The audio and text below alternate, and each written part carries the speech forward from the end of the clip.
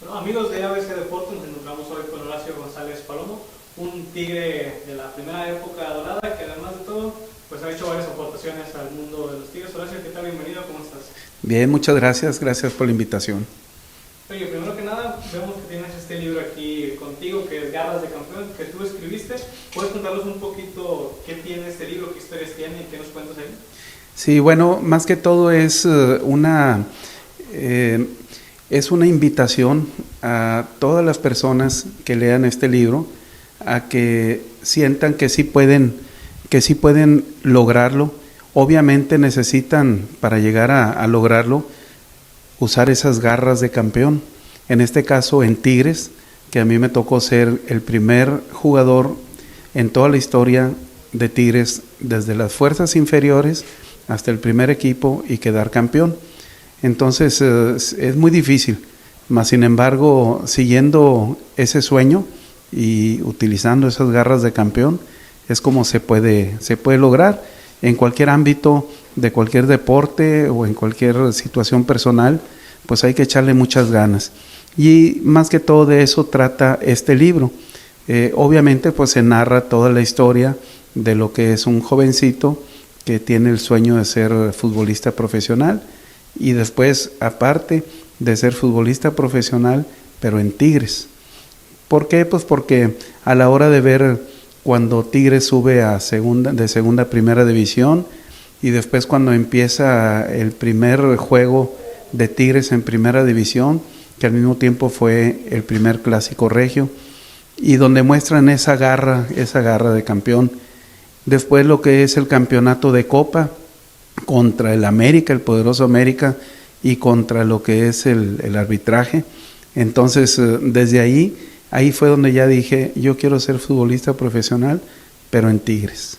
Y bueno, a base de mucho esfuerzo y de varias peripecias, se logró sin tener ningún padrino, yendo a probarme en el río Santa Catarina contra más de 800 que fueron ahí a probarse, y de ahí fue donde empezó a surgir esa trayectoria. Sí, había leído que tú primero incluso representaste a México, a Monterrey, en Williamsport, y después pues diste el paso al fútbol profesional. ¿Cómo es este cambio de dirección en tu carrera deportiva? Sí, bueno, primero que todo, de niño, mi sueño fue siempre ser futbolista profesional. Pero en tercero de primaria, cuarto de primaria, aunque yo destacaba en fútbol, ahí en el colegio donde yo estaba, pero después, no sé, mi familia me metió a jugar béisbol, y ahí en la Liga Pequeña Mitras, que es donde yo vivía.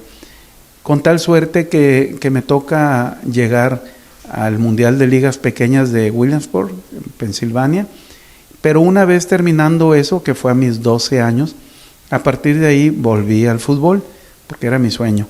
Y a los 15 años recién cumplidos es cuando sale la convocatoria de Tigres para probarse ahí en el río Santa Catarina. Y desde ahí empezó la carrera ya, ahora sí, profesional. Yo estoy seguro que a mucha gente le gustará saber de la voz de un regio cómo es entrar en la Academia de Tigres, ir subiendo y debutar con el equipo que prácticamente es de tu vida. Sí, fue muy difícil. Salió un anuncio en el periódico en esa ocasión, no recuerdo el periódico, y entonces había que inscribirse ahí en las oficinas que tenía Tigres enfrente de la Alameda, y luego ya aparecía en ese mismo periódico una serie de números, y es cuando uno iba a probarse al río Santa Catarina. Y así fue, eran grupos de 50 y de 50, y así íbamos pasando una y otra ocasión hasta que ya llegamos a lo que fue el equipo de fuerzas inferiores. Después de eso hubo un torneo de nuevos valores cuando fue el Mundial del 78, y hubo un torneo aquí que se llamaba de nuevos valores. Se pudiera decir que de reservas. Entonces ya se acaba ese torneo, empieza el torneo ya oficial, el 7-8-7-9, y entonces se hace un torneo nacional de reservas. Entonces ya lo que era fuerzas inferiores ya se hizo reservas. Y así fue como iniciamos. Ya para ese entonces, tanto Toño Piña, mi hermano, y yo ya entrenábamos con el primer equipo, porque Tigres ahorita tendrá 1,000 jugadores y 1,000 asistentes. En aquel tiempo eran muy pocos. Yo creo que se llegaban a 23 jugadores. Entonces a Toño Piña y a mí fuimos los primeros en estar ahí, todavía sin firmar, pero ya entrenábamos a diario. Y después, pues bueno, ya fue cuando nos firman, y al mismo tiempo, el mismo día, a Toño Piña le toca la suerte de debutar inmediatamente, porque los centros delanteros estaban uno lesionado y otro de viaje, y a mí me toca después debutar, pero con la suerte de que a mí sí me toca quedar campeón, y a Toño Piña lo mandaron a segunda división. Entonces por eso es la historia de que fue el primer jugador en Tigres en llegar al primer equipo y quedar campeón. Dentro de su libro, ¿qué historia nos cuenta de ese momento del campeonato, esa temporada 81-82? ¿Cómo la vivió y qué es lo que nos puede relatar de ese momento? Sí, bueno, me tocaron varias temporadas. Primero fue Carlitos Peters, y luego fue Claudio Lozano, después Marcos Calderón, en paz descanse, y después Milok.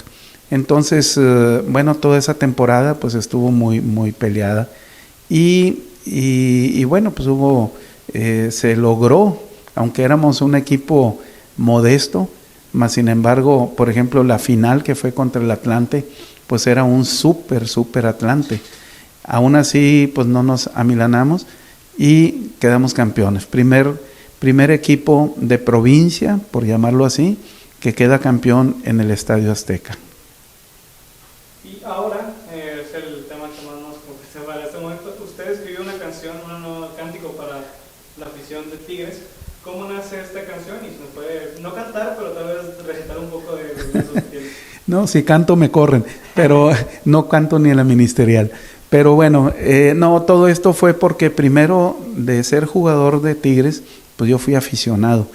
Y recuerdo perfectamente de cuando el campeonato de Copa, y en esa época, que salía un espontáneo ahí por el lado de Sol, creo que le decían El Solitario, y con su camiseta empezaba a animar al público, y empezaba el grito de toda la afición gritando Tigres, Tigres, Tigres, y ya, y se escuchaba impresionante.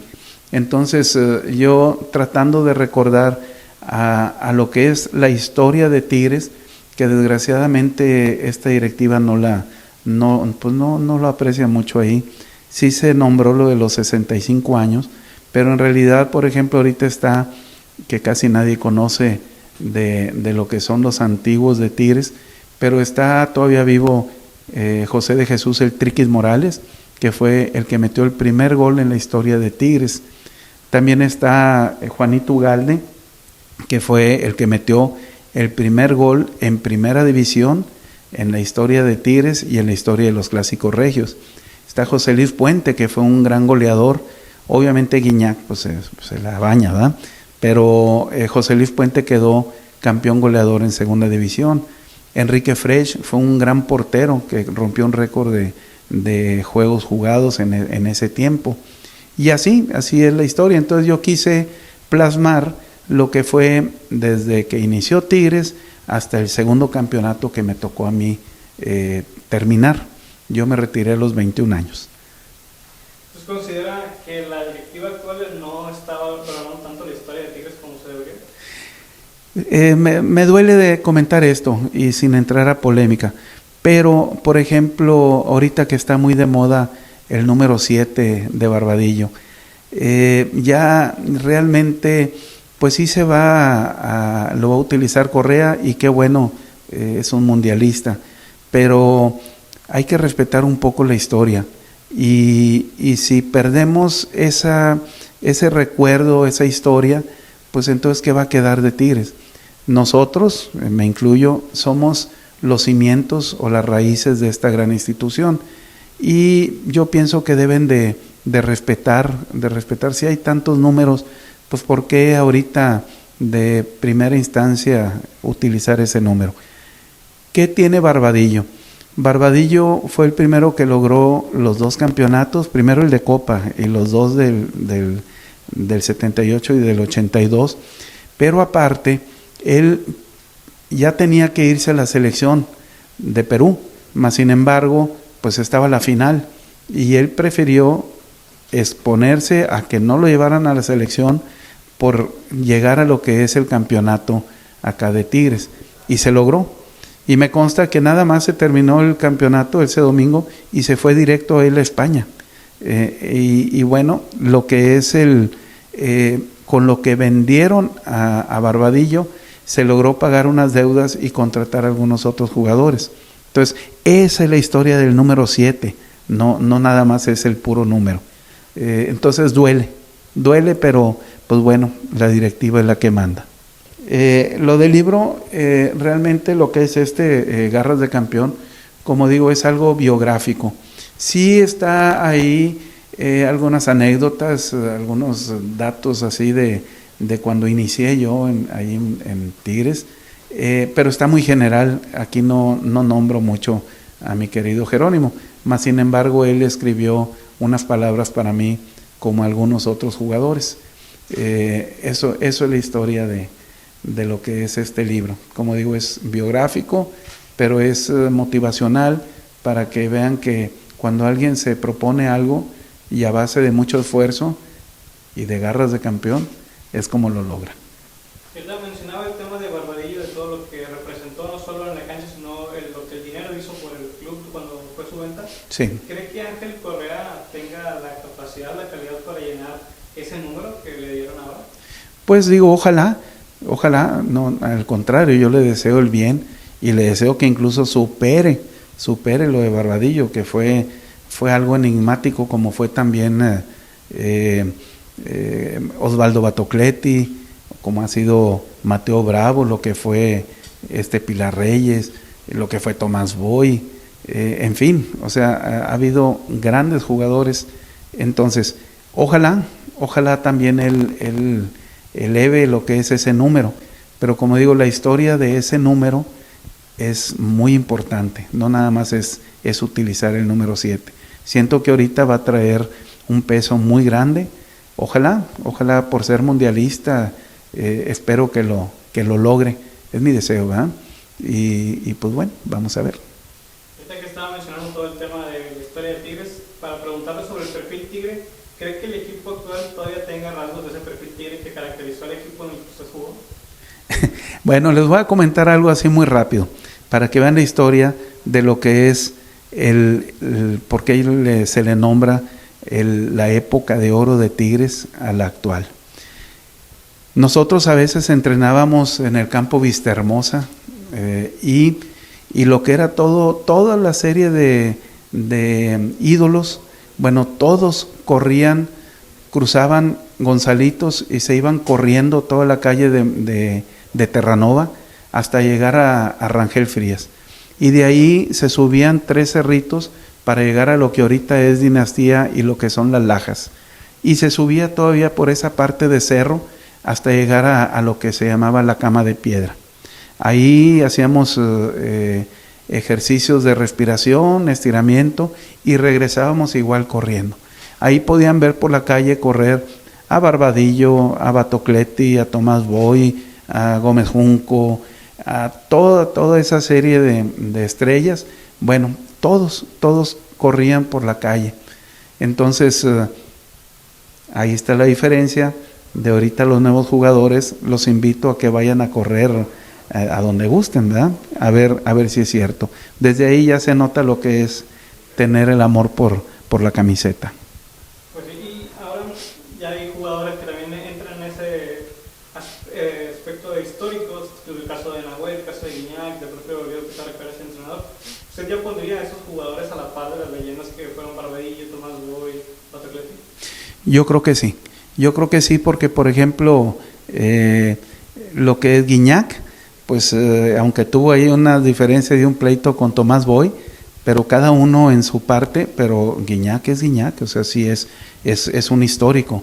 Nahuel, no se diga, y vamos que a mí me tocó ver tanto a Enrique Fresh, como a Mateo Bravo, como a lo que es Pilar Reyes, que fueron compañeros míos, mas sin embargo Nahuel para mí es el número 1 en lo que son los porteros. Y lo que es Guido Pizarro, pues sí, comparado con un Gómez Junco, con un Sergio Orduña, con un Pillo Herrera, con un Chava Carrillo, claro que sí. Y ya para finalizar, ¿tienes algún mensaje para la afición de Tigres que tal vez no conoce tanto de la historia del club y algo para que puedan empezar a adentrarse en este mundo? Bueno, pues primero que todo, y aquí viene ahora sí mi invitación a lo que es la canción Tigres, Tigres, Tigres y ya. Ahí pueden escuchar un poco con la letra lo que es un poquito de la historia de lo que es Tigres. Pero si de veras ustedes sintieran adentro del campo que todo el estadio se avienta el grito de Tigres, Tigres, Tigres y ya, créanme que lo que son los jugadores se motivan a morir. Y lo que es el equipo contrario, de veras siente el peso de la afición.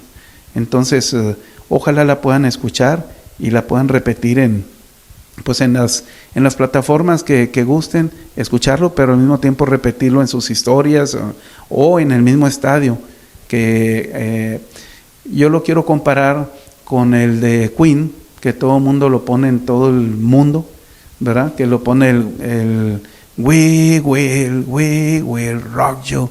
Bueno, pues que acá sea propiamente del estadio universitario el Tigres, Tigres, Tigres y ya.